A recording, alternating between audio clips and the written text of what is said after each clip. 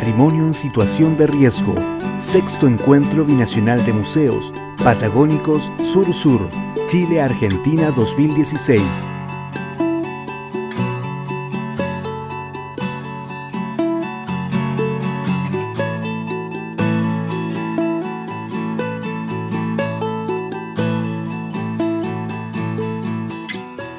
Bueno, buenos días a todos. En realidad mi ponencia va a ser prácticamente una bajada a terreno, un poco más bajada a terreno de lo que expresó Alejandro Coronel anteriormente. Pero antes de ir al punto, cuando estaba preparando la ponencia y la experiencia que le iba a contar, me pareció que, como se ha mencionado aquí, las experiencias de vida aportan a veces mucho más que los libros y la teoría. Y me recordé de dos sucesos importantes en los cuales me tocó participar en mi vida. Uno de ellos aquí en Punta Arenas, estando oficial en servicio activo en la población naval en Río Los Ciervos. Un día en la tarde, mucha gente vimos que corría cercano a la población naval, alrededor de 70, 80 casas. Bueno, al frente de mi casa se estaba quemando una de esas habitaciones, una de esas casas. Finalmente se quemaron 2 casas completas. La familia, felizmente no hubo ningún herido, alcanzaron a salir, se salvaron las personas, pero se quemó todo. 2 familias que quedaron absolutamente en la calle después de 20 años de matrimonio con todos sus enseres. Años después, estando en la base naval de Talcahuano, lugar donde también algún periodo de verano ocurre un viento no tan fuerte como acá, pero bastante intenso, comienza un incendio forestal. Era hora de almuerzo, 12 del día, y en la lejanía se veía cómo este incendio forestal estaba siendo afectado. Entonces, normalmente personal de CONAF, el primero que actúa, partieron a actuar, pero este incendio forestal fue aumentando y empezó a acercarse a la población. La mayoría de la gente que tenía que actuar miraba cómo este incendio se venía acercando, pero lógicamente nadie pensaba que iba a empezar a atacar por otro sector. Y el incendio empezó a rotar, el viento cambió y empezó a amenazar la población. En el sector donde yo estaba, aproximadamente 200 casas, prácticamente recientemente construidas, hasta que ya las llamas encima de la población hizo que, era un día feriado, un día sábado o día domingo, no recuerdo, hizo que todos los habitantes que estábamos en el lugar comenzáramos a colaborar para evacuar enseres. Siempre primero las personas, ya las personas estaban salvadas, y Bomberos seguía comprometido y CONAF seguía comprometido en la otra parte del incendio, es decir, quedaba prácticamente algo de soldados y de marineros que contribuían a evacuar los enseres. Y en medio de este incendio, la persona que estaba conduciendo y coordinando el rescate de un sector de esta población, donde ya las casas estaban quemando, llega un familiar directo y le dice: papá, en la casa nuestra que está al otro lado, también están llegando las llamas y se está empezando a quemar. ¿Qué hacemos? En medio de este incendio, lógicamente que había que responder rápidamente para decir: oiga, hagan tal cosa, rescaten algo. Y probablemente todos aquí dirían: bueno, ¿qué es lo que rescato? Les pregunto a cada uno de ustedes, probablemente la señora diría: las joyas que tengo en el velador. Los maridos, la billetera que se me quedó también y que está toda la plata. Lo primero, rápidamente, después de analizar muy brevemente la situación, el álbum fotográfico. El problema es que esta familia había llegado el fin de semana anterior. Tenía la mitad de la casa en el closet ya guardado, ya habilitado, el comedor armado, pero todavía quedaban muchas cajas sin desarmar. Entonces vino la otra pregunta: ¿y dónde está el álbum fotográfico? Felizmente no se quemó nada, se evacuó todo y el álbum que estaba metido en alguna parte. Fue una reacción natural de la persona, el álbum fotográfico, porque se acordó y dijo: entre todo lo que hay que rescatar, bueno, algo que permanezca, la historia de la familia. El problema es que no tenía idea de dónde estaba. O sea, igualmente, en caso de que las llamas lo hubieran atacado, no habría sido posible rescatar ni la historia de la familia, ni nada. Y eso, lógicamente, que en esa época no tenía ninguna relación con los museos, pero hoy día, siendo responsable del Museo Marítimo Nacional, cuando Alejandro Coronel se acercó, y aquí quiero hacer un sentido homenaje a Alejandro, porque él ha sido el que ha motivado todo esto. O sea, Alejandro es el impulsor y yo le recomiendo que todos aquellos que tienen problemas con bomberos en distintas regiones se acerquen a Alejandro, y lo que ha logrado, yo estoy seguro que va a seguir logrando por su pasión por este tema, va a ser de alta utilidad para nosotros los que estamos siendo beneficiados. Y cuando Alejandro Coronel llegó al museo, es un problema. Es un problema porque entre todas las tareas que tenemos en el museo, y porque también los marinos las sabemos todas. ¿Qué me viene a decir aquí mi bombero si nosotros tenemos nuestros zafarranchos de incendio? Durante 30, 40 años de marina practicamos zafarranchos de incendio y sabemos que suena un campanazo y el marino A tiene que hacer A, el B tiene que tomar la manguera, el C que sé. Pero cuando Alejandro empieza a abrirnos los ojos y dice, sí, primero que todo, ¿cuántos uniformados con experiencia tiene usted aquí en el museo? De los 40, 3. 37 civiles que no tienen por qué saber, conservadores, mantenedores, etc. Segundo, si ocurre un incendio, usted sabe, claro, cómo actuar, cómo poner las mangueras, cómo tirar agua, pero sabe cómo actuar ante el inventario que usted tiene y ante el valor del inventario que tiene. Nada. Bueno, y esas preguntas que nos fue haciendo Alejandro y nos fuimos incomodando ante la falta de respuesta, es la que nos hizo, al término de la reunión, decir, oye, nosotros estamos disponibles para iniciar ahora ya un desarrollo de planificación que nos permita prevenir, al menos prevenir. Hay cosas que no vamos a poder evitar, pero ante la mayor amenaza que tenemos, sí, por lo menos, tener alguna acción. Es un trabajo que ha sido largo. Y un poco yo lo que voy a hacer, como digo, es concretar lo que ya mencionamos con Alejandro. El Museo Marítimo Nacional, como ven ustedes, está en este edificio. Este es el edificio de la antigua Escuela Naval, es un edificio monumento histórico nacional además. O sea, ya el edificio como tal requiere una protección especial. Protección que nadie se va a preocupar, si no nos preocupamos los dueños o los responsables de él. O sea, no hay una entidad externa que venga a decirnos, oiga, este edificio hay que tener una protección especial, excepto las leyes que dicen que debe ser resguardado, etc. Y en toda esta ala ocupa el Museo Marítimo Nacional y el segundo piso también. Ahí tenemos nosotros más de 4.000 objetos que forman parte de la colección y en todo este primer y segundo piso están las 18 salas de exhibición. Uno de los elementos, después voy a entrar a la colección misma, pero una de las preguntas que nos hizo Alejandro, como experto en bomberos, es, ¿ustedes han verificado cómo llega un carro de bombero ante un incendio acá?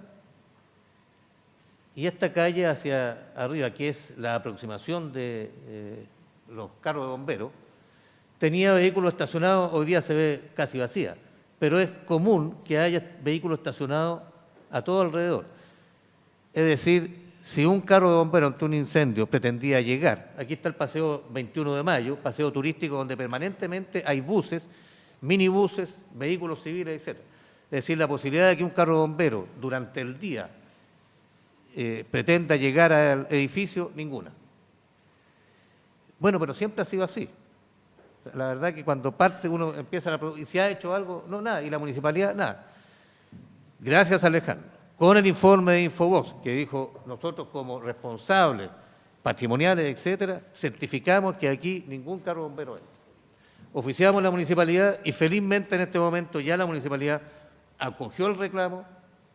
Este edificio tiene 130, 120 años. Ya acogió el reclamo y hoy día está restringido el estacionamiento, la calle se amplió y hoy día efectivamente un carro bomba puede ingresar al edificio. Una de las primeras medidas para poder prevenir que por lo menos pueda llegar a actuar. Alejandro mencionó también el caso del grifo que se implementó, que no estaba considerado, también obra de este estudio. Ustedes ven cómo está ese techo. Coincidentemente, durante el último periodo, logramos ciertos recursos, justamente con aporte también del Consejo Nacional de la Cultura y las Artes, para restaurar y cambiar el cielo. Cuando Alejandro supo que esto se iba a hacer, nuevamente se nos metió una piedra en el zapato. El proyecto que salía 120 millones, por decir algo, se nos subió a 150 millones. Porque a Alejandro Coronel se le ocurrió decirnos, oiga, si van a cambiar el techo, aprovechen ahora de poner los cortafuegos, que no estaban previstos. Nosotros tenemos, la Armada tiene un departamento de obras y construcciones que se dedica a restaurar edificios, pero que la parte patrimonial y estos cortafuegos significa encarecer el proyecto, por lo tanto, no, si no se ha quemado el edificio en 130 años, ¿por qué se va a quemar ahora? La experiencia que nos mostró Alejandro ya son bastantes. Bueno, hoy día conseguimos los recursos también para poder poner los cortafuegos y por lo menos en una parte del edificio y a la medida que vayamos reparando los otros techos también. Pero reitero que esto ha sido la piedra en el zapato, la pulga en el oído de Infobox, Alejandro Coronel, y por supuesto reconozco que nosotros también nos hemos hecho el tiempo, hemos acogido esa amenaza y ese favoritismo de Infobox para utilizarnos a nosotros y nosotros beneficiarnos de este proyecto.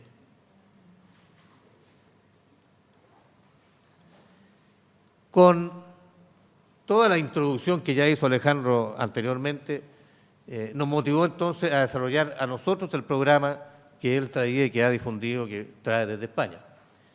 Y lo que el programa pretende es precisamente tomar las medidas preventivas. Estamos conscientes que probablemente, a lo mejor, no van a ser eficaces, del todo eficaces. Pero tener estas medidas de prevención es mejor que no tener nada. O sea, no podemos prever todas las diferentes amenazas y todas las situaciones que nos puedan afectar, pero por lo menos tener la posibilidad de parte de los objetos patrimoniales preservarlos.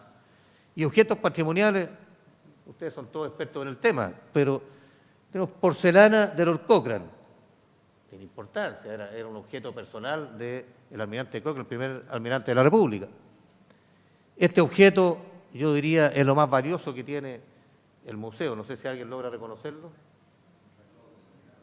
El reloj de la Esmeralda que marca a las 12:10 el hundimiento. Por eso sabemos nosotros que la Esmeralda se hundió a las 12:10, más la historia escrita, pero este reloj marca, efectivamente está todavía con restos de marino, fue rescatado y está en el museo. Y eso es una escarapela plástica. Cambiable, renovable, o sea, se quema, pero marca la historia de un emblema de una escuela que hoy día no existe nunca más y que es parte de la historia también de, en este caso, la Infantería Marina. Cada uno, lógicamente, de estos objetos tiene distintos valores. Para uno son todos valores, siempre es parte del patrimonio, pero como decía Alejandro, en el momento del rescate, en el momento de tener que actuar, vamos a tener que prescindir de algunos y seleccionar otros.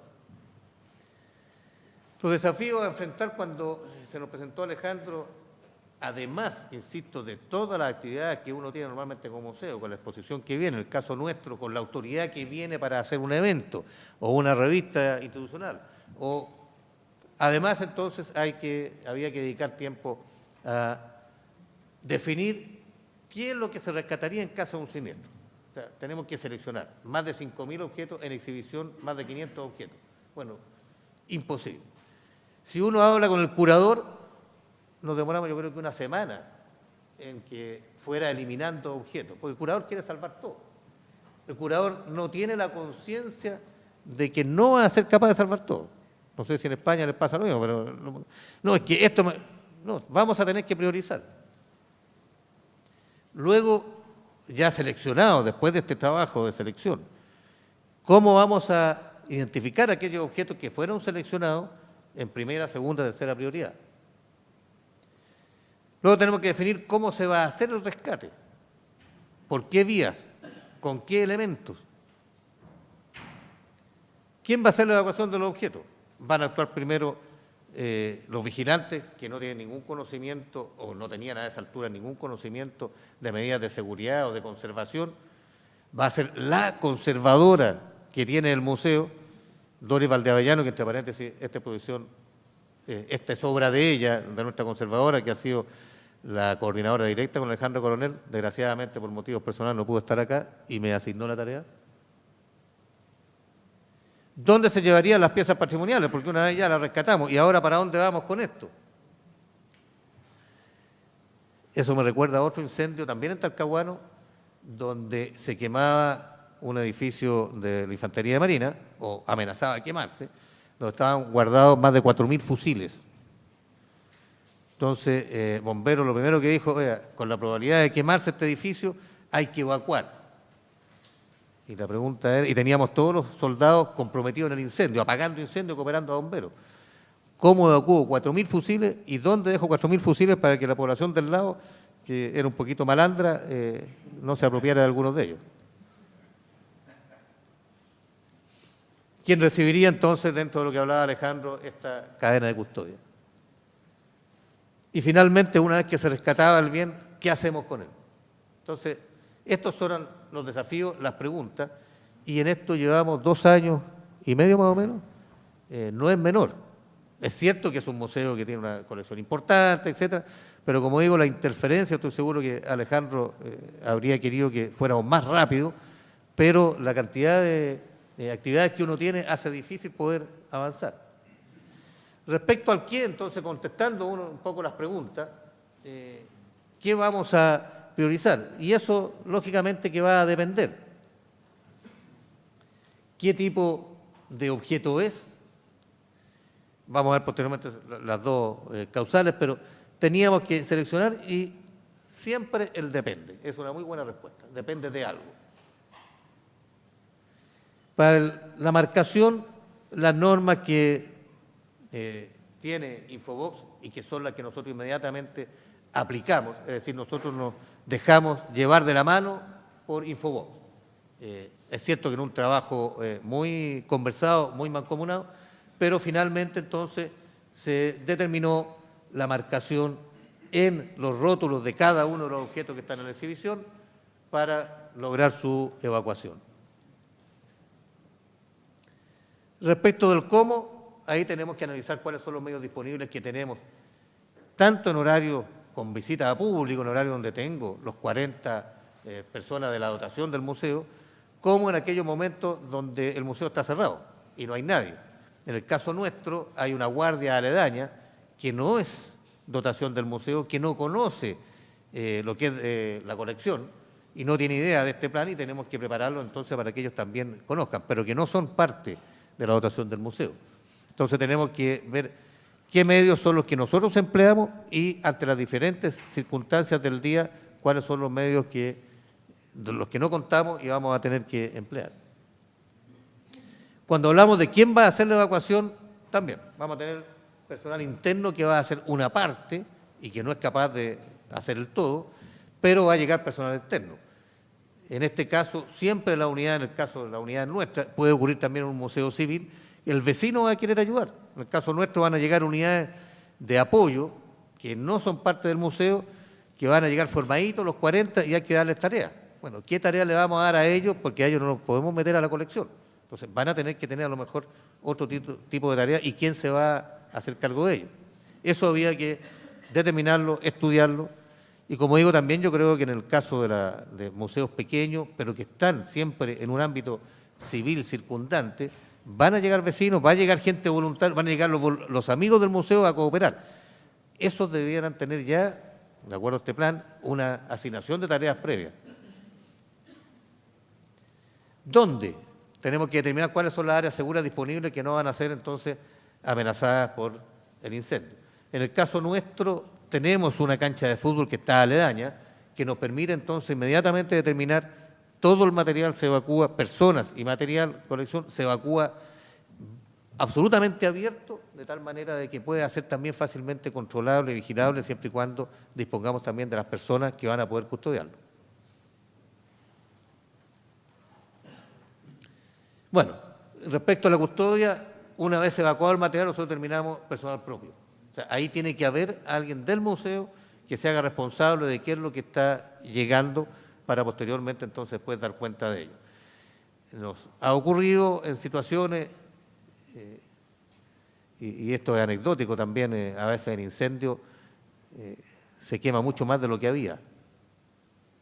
Claro, porque se aprovecha de tirar cosas que estaban perdidas en el departamento del lado. No, se quemó en el incendio, se quemó en el incendio. Nadie sabe qué es lo que había. Entonces, para evitar justamente eso, nosotros, una persona del propio museo es el que tiene que controlar.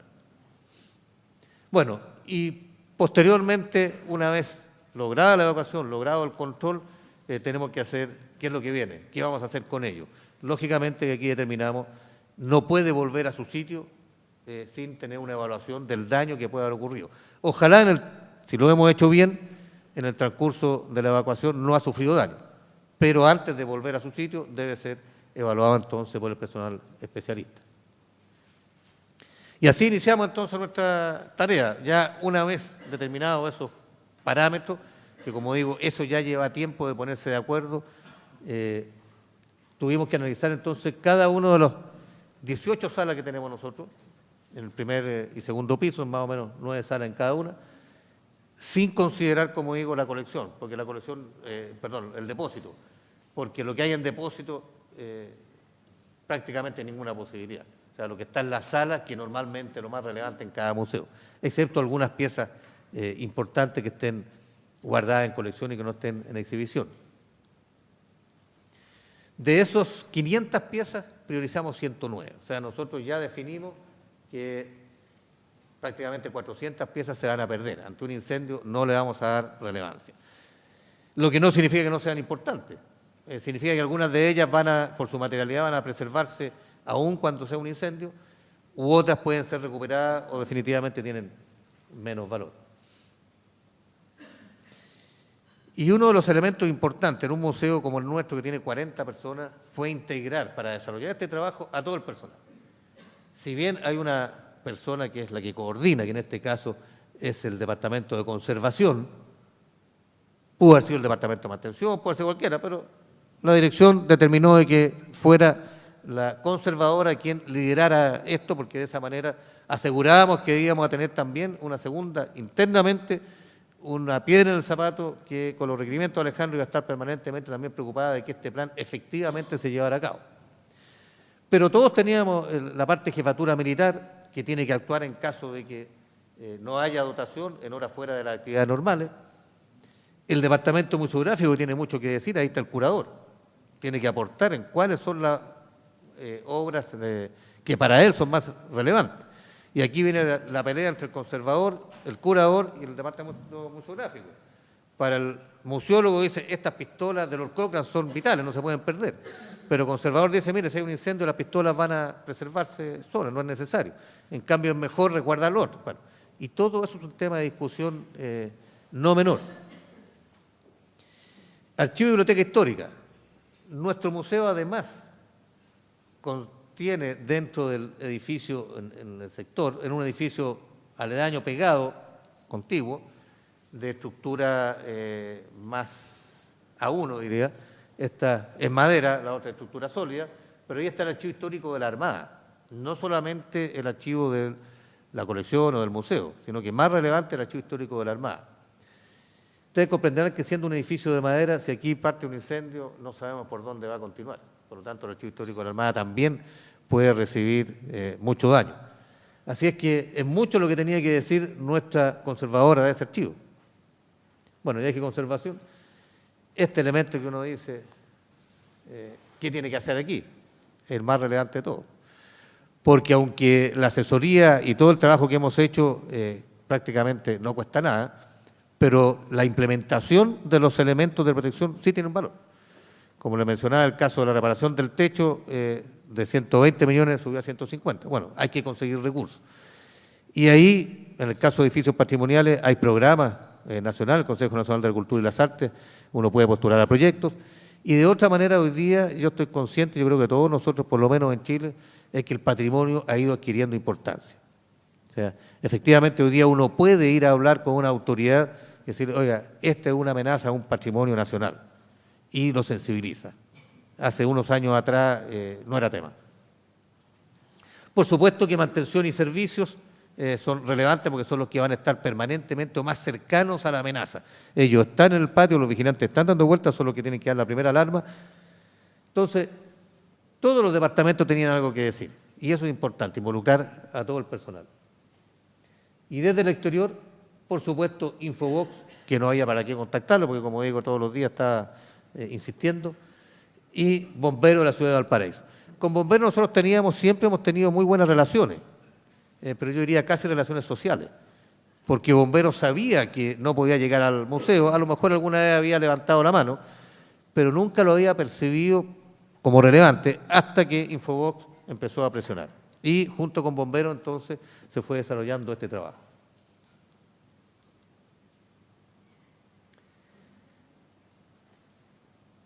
Aquí queremos destacar que la primera innovación del tema fue justamente desarrollar esta planificación con bomberos. Porque normalmente uno se acuerda de bomberos, esto es igual que los abogados, ustedes se acuerdan de los abogados cuando ya la demanda está hecha. Bueno, uno se acuerda de bomberos también cuando ya viene el incendio. Aquí la idea era trabajar con bomberos antes. Y ante la pregunta anterior, también hay que sensibilizarlo, o sea, insistirle a bomberos que para ellos va a ser menos trabajo o un trabajo más tecnificado si es que tenemos una planificación elaborada con ellos. Uno puede tener muy buenas intenciones para desarrollar una actividad A, B o C, pero el técnico, el especialista, es el que tiene que decir esto sí se puede, esto no se puede o es conveniente hacerlo de otra manera.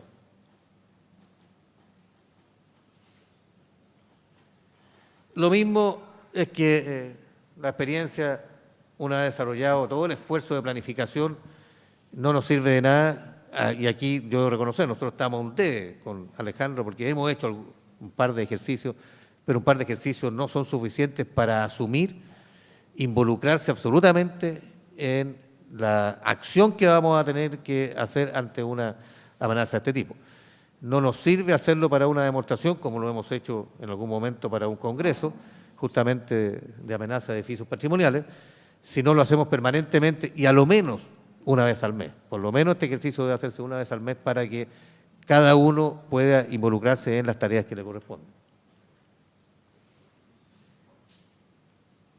Para definir cuáles eran los objetos y darle prioridad, hablábamos de dos antecedentes o dos elementos, la materialidad y eso lógicamente la conservadora, a veces uno mismo, el juicio personal ya es suficiente para poder determinar y priorizar. Aquí quizás puede haber más complicación, el valor histórico. ¿Cuál es el valor histórico que tiene cada uno de los elementos? Conjugados esos dos factores, tenemos que priorizar entonces cuál es el elemento que vamos a desarrollar para rescatar en primera, segunda, tercera oportunidad. Y con eso conformamos, llenamos los planos individuales que ya Alejandro había expuesto. Yo voy a caer un poquito más al detalle. Individuales para cada una de las salas del museo. En este plano nosotros tenemos la arquitectura de la sala, un croquis genérico, donde se ubican los objetos en la posición física en la que ellos están dentro de la sala. Y se determina cuáles son los objetos y la cantidad en prioridad roja, es decir, prioridad 1 para evacuar. En este caso hay 6 objetos que están en esta sala. Los que están en situación normal se van a rescatar una vez que se hayan rescatado, por supuesto, los de prioridad alta. Y finalmente los que no tienen ninguna prioridad o baja, o se denominan baja prioridad. A eso se refiere esta clasificación del bien de interés cultural.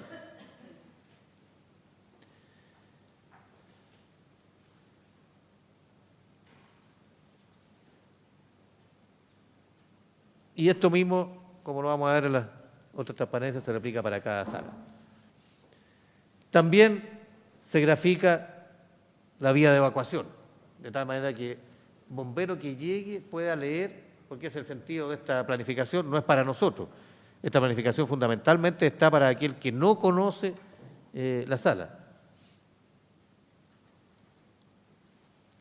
Luego, dentro de la misma planimetría, está la descripción en detalle de la prioridad, cuál es el objeto, de tal manera que pueda identificar bombero oportunamente qué es lo que va a rescatar. Ya sabe dónde está ubicado ese objeto, pero tiene que saber qué es lo que es.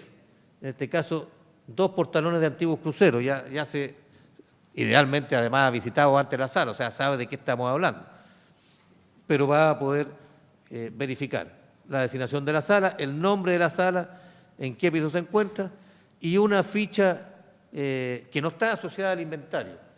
Esa es la ficha BIC, es la ficha para esta planificación, y que puede ir variando porque los objetos se van modificando.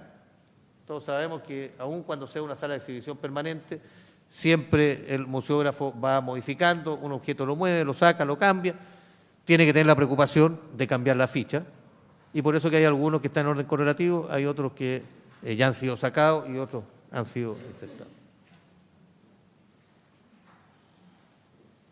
Y esto se repite, voy a mostrar algunas de las, no las 18, pero algunas de las láminas, para ver que son salas que son muy fáciles, porque aquí tiene 2 objetos y los 2 en prioridad 1, por lo tanto es facilísimo rescatar eso. Y ahí es donde uno puede entonces, dentro de su planificación, darle esa tarea a personal propio, de tal manera de dejar la tarea quizás a bomberos de aquellas salas que son más complicadas, como vamos a ver en otra sala. Esta ya es una sala que igual tiene solamente 2 objetos relevantes, pero vamos aumentando. Aquí ya tenemos 5, y en esta sala Arturo Prat, que es la sala más importante del Museo Marítimo Nacional, es donde seguramente vamos a tener que concentrar nuestros grandes esfuerzos, porque aquí tenemos 29 objetos que no logramos bajarle la clasificación. Son todos objetos que tienen que ver con nuestro héroe máximo, por lo tanto es muy difícil poder discriminar y algunos de ellos decir el pantalón del comandante Prat tiene menos prioridad que la camisa del comandante Prat. Por lo tanto, aquí tenemos una gran labor y sin duda tenemos que identificar esta sala como la sala más permeable o la sala más potencialmente amenazada. Sin perjuicio, esta también es de las más importantes, porque yo era infante marino, entonces los bomberos saben que tienen que rescatarla después. Y con ello entonces pasamos a la última etapa, a la última de la planificación, que es llenar la ficha individual donde están los antecedentes de cada uno de los objetos que se va a entregar a bombero para poder entonces trabajar sobre aquel objeto.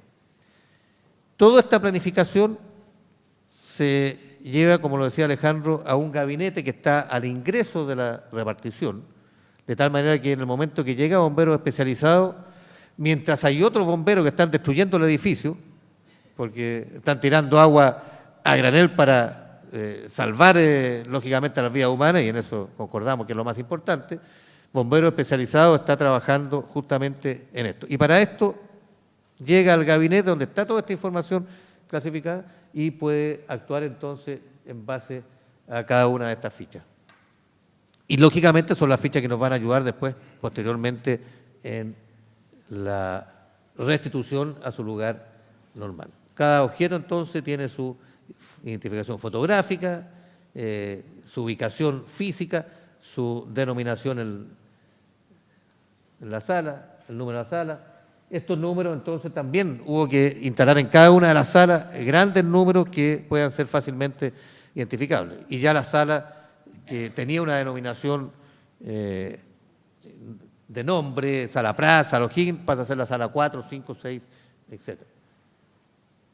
¿Qué queda por delante? Monitorear en línea las dependencias y los contenidos, es decir, en conjunto, juntamente con Infobox, los bomberos y con la Municipalidad de Valparaíso, poder mantener una comunicación permanente en línea, de tal manera que objetos que nosotros cambiamos de la sala 12, el objeto 35 fue cambiado, era prioridad rojo, se sacó y ahora se puso una prioridad azul, etcétera, de tal manera de que al día bomberos que van a actuar pueda tener la información actualizada. Control de los factores ambientales.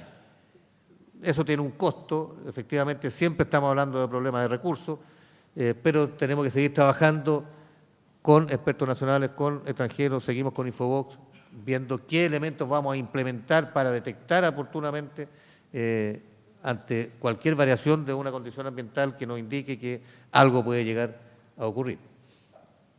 Evaluación de los planes, como decía, con la práctica vamos a ir viendo las fallas. Si no lo practicamos, el papel aguanta todo, pero tenemos que ir viendo efectivamente que se cumpla lo que está planificado.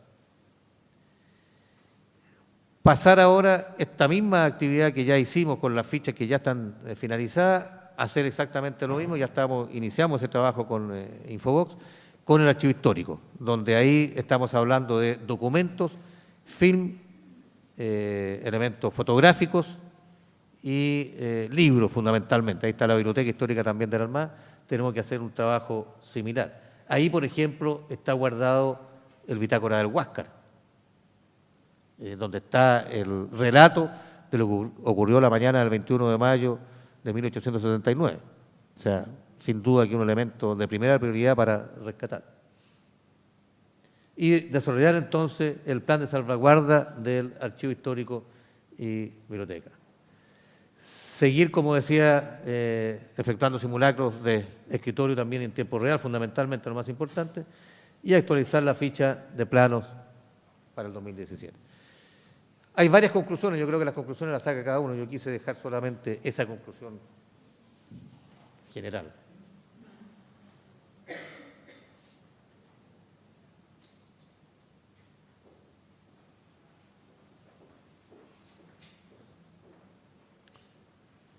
Podemos quedar como esa familia que perdieron sus enseres completos aquí y partir todo de nuevo, pero reconstituir la historia va a ser imposible. Muchas gracias.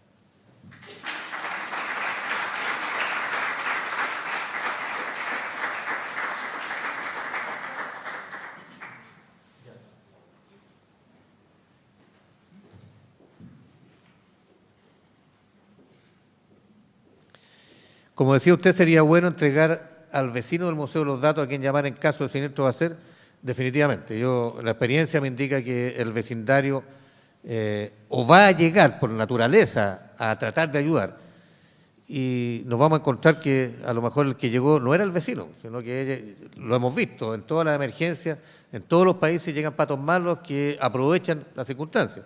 Hoy día sabemos que los museos están robando, entonces es bueno tener identificado al vecino y ojalá, si voluntariamente él se incorpora, a decirle antes, mira, en caso de incendio, mira, yo te voy a pedir que tú hagas lo siguiente, a ir en la calle, o le ayuda a bomberos, como veíamos ayer el dibujito este que me pareció muy didáctico, como el carro trata de entrar. Bueno, a veces son esas pequeñas ayudas, dejando siempre, por supuesto, lo que es la colección para el personal propio. ¿Qué rescatar? ¿Soportes o contenido? El soporte podría llamarse... Sí, bueno, esa es una labor que tiene que hacer cada curador, cada director del museo para definir qué es la obra que no va a poder restituir. Hay soportes que pueden... Eso hay que perderlo, ¿no? Hay que darse cuenta de que una vez producida la emergencia, los segundos para actuar son muy rápidos. Y por eso, como contaba el caso de... ¿Qué es lo que hago, papá? ¿Qué salvo? Se me está quemando la casa. El álbum fotográfico, no tengo tiempo para pensar más. O sea, una cosa, si eso ya está planificado, lógicamente que va a salvar algo por lo menos. Producido el siniestro, ¿desde qué lugar colabora el personal del museo? Amigos del museo y ciudadanía en general para no asumir riesgo. Bueno, el personal del museo tiene que estar involucrado. Antiguamente, de hecho, antes que partiéramos con Alejandro Coronel, como decía yo, nuestro personal más bien civil, se aislaba y hacia atrás, es decir, pedirles que ocuparan un extintor. Alguna vez creo que se había hecho una práctica, hoy día no, hoy día ya tiene asignado un extintor. O sea, sabe inmediatamente que, y contamos con algunos elementos de protección individual para que ese personal no sufra daño físicamente, pero hoy día cada uno tiene una tarea que tiene que asumir ante una emergencia de ese tipo. ¿El guión museológico podría contemplar no concentrar tantos objetos en una sala? ¿Esto se analizó? Sí. Ese es un tema relevante. En este análisis, lógicamente que en una segunda vuelta tenemos que determinar, ¿es conveniente tener, ustedes vieron la sala Arturo Prat, tenemos que luchar con el deseo y la necesidad o conveniencia de tener efectivamente a la vista todos los objetos del comandante Prat, asumiendo el riesgo de que no vamos a tener la posibilidad. Lo otro, concentrar objetos determinados como primera prioridad en un sector, de tal manera que no tenga que estar el rescatista yendo de la sala al fondo. La sala Arturo Prat, en el caso del museo, es más o menos esta sala en tamaño. Entonces, claro, si tengo un objeto rojo allá y tengo un objeto rojo acá, uno de los dos va a salvar. A lo menos, entonces, concentrar los objetos en un sector. No hay más riesgo de robo de los objetos más valiosos, ya que los indican claramente, absolutamente cierto, al identificarlo hay una amenaza.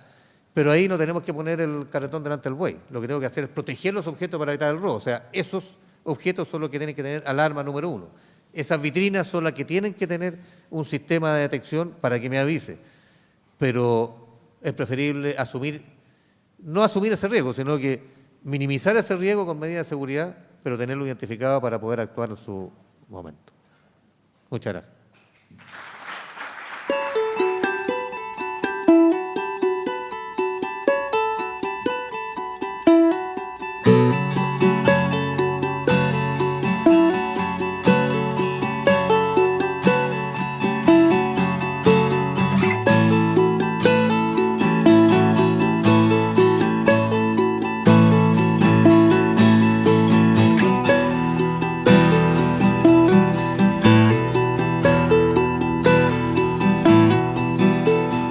Patrimonio en situación de riesgo.